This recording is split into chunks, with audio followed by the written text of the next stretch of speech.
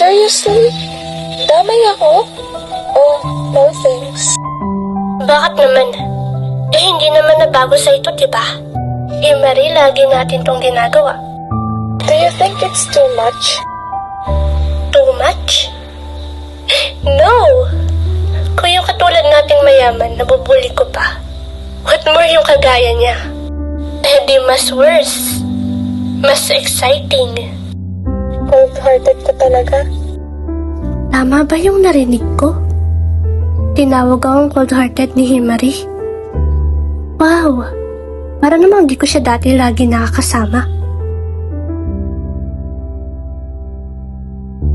Hello, Ma. Opo, kumain na po ako. Okay naman po ako dito. Sige po, Ma. Bye. I love you. May mamas boy dito. Mamas boy ka, bro. Excuse me. Pagkatapos ng recess namin, parang ayoko na bumalik sa classroom. Ayoko na kasi makatabi yung weirdo na yun. Pero, ano bang magagawa ko? Hindi wala. Iba kasi pag si Mr. Smith yung nagtuturo, hindi ako makapag-angas. Naglakad na ako papasok sa classroom namin. At pagpasok ko, anak po siya. Sa upuan ko na siya nakaupo. Hoy, ba't ka nakaupo sa upuan ko? Umalis ka nga dyan. Upuan mo. Bakit? May pangalan mo ba? Wala naman ako nakita. Yan ka na lang, oh. Ayoko nga. Pang losers lang yun. Kagaya mo. Kaya umalis ka na dyan. Boss, ako nauna dito. Di ba nga, sabi nila, pag may nauna na, wag na nga agawin. Sa sobrang inis ko, hinata ko ang bag niya at nahulog yung mga laman nito. May malaking butas ba naman yung bag ng lalaking to? Nakita ko yung phone niya. Malakas yung pagkahulog nito kaya sure akong basag yung likod. Hindi ako nakontento at tinapakan ko yung screen. Bakit mo ginawa yun? Pinulot niya yung phone niya at sabay walkout. Ewan, iiyak na ata. At least nandito na ulit ako sa pwesto ko.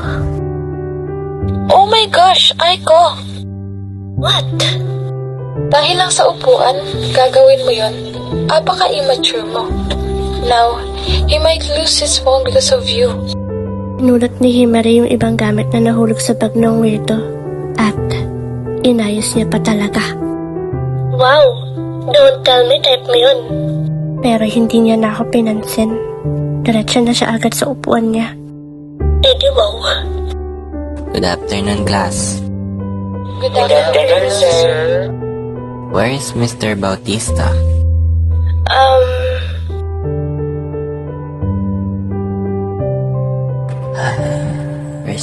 First day, ito agad nangyari sa akin.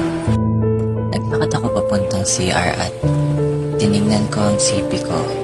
Kahit basag na yung screen, gumagana pa naman ito. Kaya okay lang. Pagkatapos ko nun, bumalik ako sa classroom namin. Good afternoon po, sir. Oh, Mr. Bautista, bakit yan ka lang? CR lang po ako. Okay. Wait, is that your phone? Anong nangyari dyan, Iho?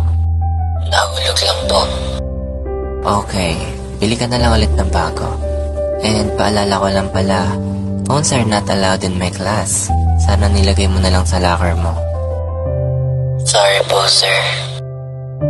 Okay, class, sit down. Huh?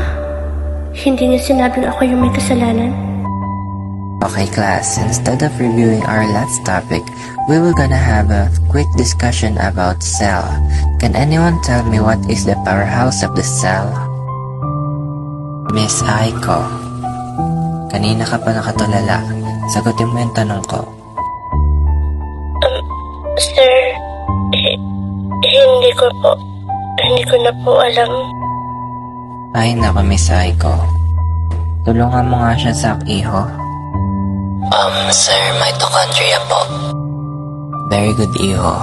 Maupo na kayo. What the heck?